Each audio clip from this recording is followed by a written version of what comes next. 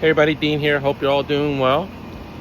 This is the next edition of Cheerios, Blueberries, and Milk, and of course, the famous Black Dog mug. Hey, hope everybody's doing well.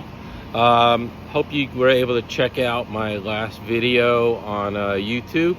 I was actually at my friend's blueberry farm up in New York State. It's called Halfway Acres Blueberry Farm.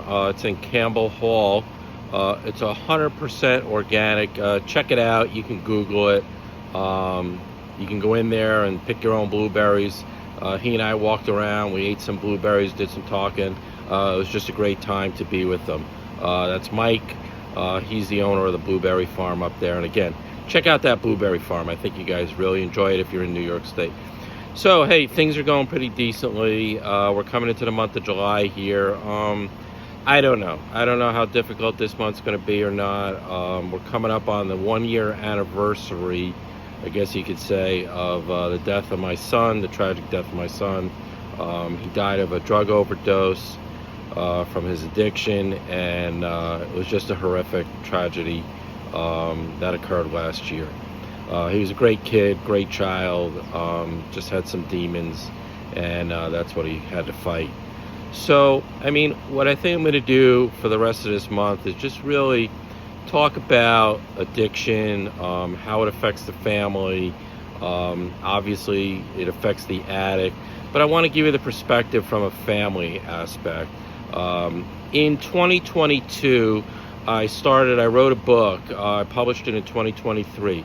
It's called Deep Dark Forest of Life, 10 Years of Dealing with a Drug-Addicted Child. It's available on Apple Books. You can get it on ebook, and you get a hard copy on Amazon. And in that book, I wrote about all the ups and downs and everything that went on. And what I'm going to do for the rest of this month is I'm going to go through it with you all out there, so you can get a real glimpse into kind of what it's like. Look, I don't know if any of you are living with an addict, a drug addict or not. You know what I'm talking about if you are. But for those of you that aren't, it's an up and down. It's a roller coaster. And it ends tragically.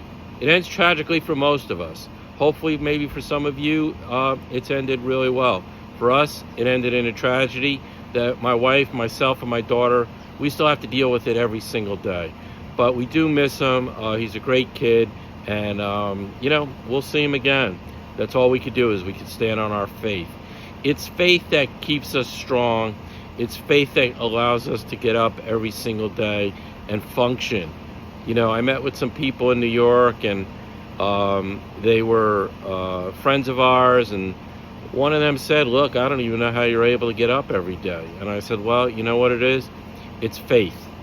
It's my faith and trust and belief in God. And look, it's not 100% of the time. I don't want to get you believing that, like, oh, everything's hunky-dory and all good. It's not.